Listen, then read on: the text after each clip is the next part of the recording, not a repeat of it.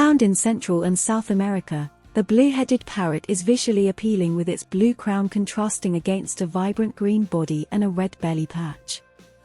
While not as famous for talking as some parrot species, are skilled vocal mimics, imitating sounds like whistles and household noises from their environment. They are highly social, forming strong bonds with their human caregivers and are known for their gentle and good-natured temperament. They are quieter, suitable for apartments.